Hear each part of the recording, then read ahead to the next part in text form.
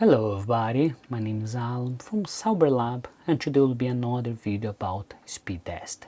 In this video we're not going to show how you can run speed test in your home system, but we're going to show how you can run this speed test in the Docker. In this way you can run your Raspberry Pi, you can run your server, you can run anywhere that you want, and you can monitor what's the speed that you are receiving time by time. You can create hour per hour and continue on. And now you're going to ask why I want to do it. Basically for you make sure that the internet provider is delivering exactly what they promise. Some of the companies they say that the speed down you're gonna receive some money back and continue. Only what you want to make sure that the speed that you contract is exactly the same that you receive, and if some period of the time the speed is lower, at least you know that something is happening. Could be that your provider is offered less, or maybe your download, or you're doing some hard application that use more the internet. So if you like this idea and want to learn a little bit more about it, I'm gonna show in this video. But first of all, don't forget to leave a like, consider to subscribe for the channel if you're not subscribed, and let's understand a little bit more about it.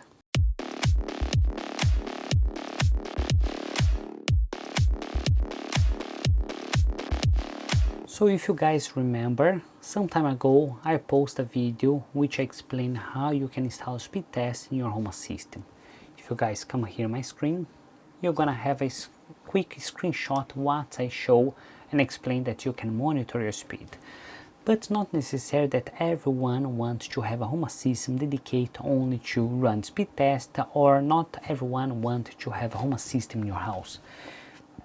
But a lot of times you want to have a server, you want to have a Raspberry Pi, you want to have something that's running Docker.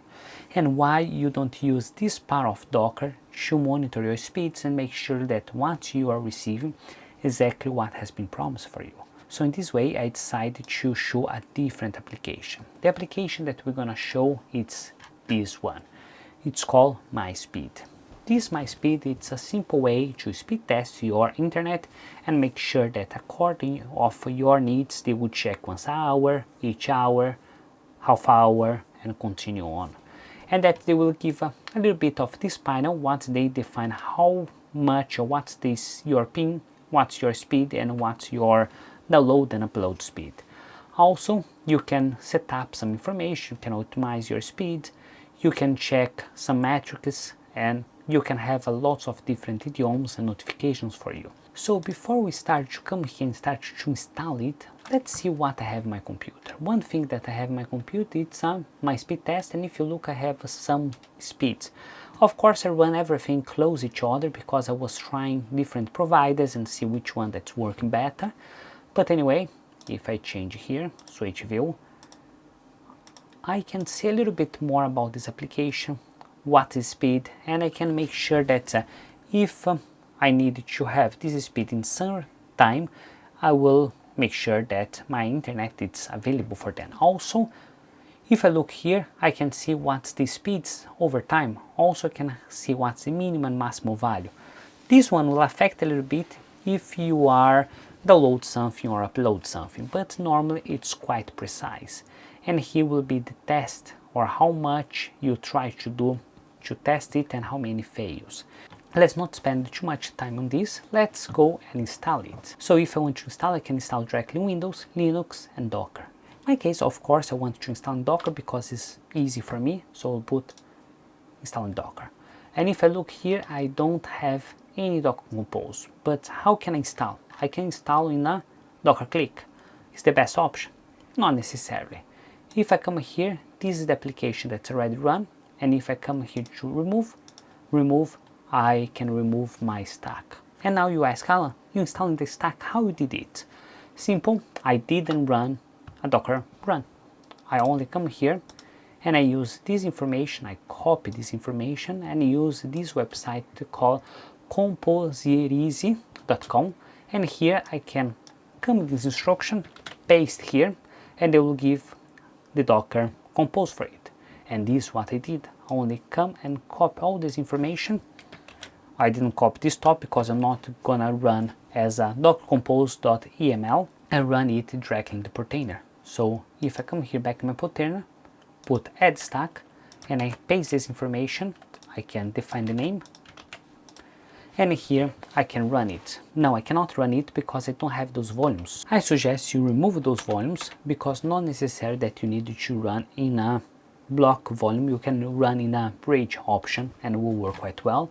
So this reason that I took out, I can leave this import, I can leave the same name, I can leave the name of the containers, and I can leave my volume. Why I don't create using the absolute path?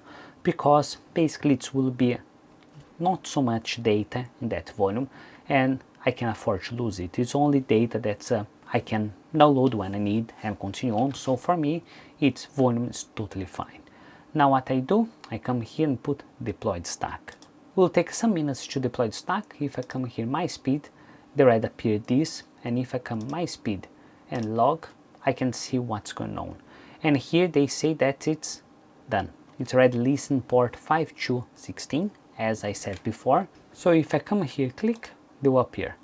First time then to configure it, they will ask you, welcome to speed test. I can put continue.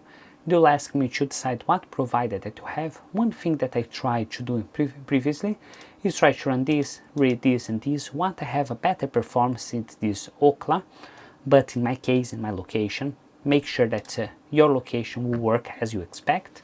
My ping should be around 7 seconds, should be around 900 megabytes of download and 900 megabytes of upload, and continue. They will give some terms and conditions and put done, and it's done. What I suggest you to do, it's a run first speed. They'll take around 10-11 seconds to run it, and you can see if you're getting the maximum speed that you want, or at least the maximum speed that you can. Sometimes they will not get the best speed, so you can then change some settings. So here they give me upload of 900 and download of 500. So if I come here, switch and see what's going on, so I have 3 milliseconds ping, it's great. Upload, it's good. Download is not exactly what I want. So I can come and see here in settings, change provider, and that it will say choose automatically. Or I can test different ones to see which one that will get the best performance. Let's say that I want to do Oxford. I will read accept, update, and run again. Now they will take a couple of seconds again. Once that they finish, they will give the new speed. Remember, each provider will give a different ping because depend on the distance, and each provider will give different speed. Not so much, but because I use a unified router with data protection or instruction protection, normally the speed get a little bit under the 900. And if I look, it's quite good, 800 and 873. My wife is download some movies and everything, so this speed it's acceptable. The ping is a little bit higher, but it's still not so bad. Also, what I can do, I can come here, I can set the frequency. So if I want to run every hour, they will give the data every hour. I can set for every 30 minutes or every minute. Don't run every minute because it will be look like crazy slow your internet. 30 minutes is quite often, but it's okay. And if you want a default one, in my case I prefer it once an hour, and that every hour I will have an average speed, or at least a speed in that hour. Also, I can set up the periods. So if I come here, I can set up that I will see the data from the last 24 hours, last 2 days, 7 and 30 days. In my case, I prefer to leave 30 hours or 30 days, and that you have long data to review. Also, you can export this data. If you come here in management storage, you can come here and import CSV, or you can export all this configuration or data. In this way, you can put, let's say, in Excel and see over time how much test, what was speed, what was performance, everything. Also, if you come here in switch and test statistic, you can have a better idea what's your speed. So my minimum speed was 500.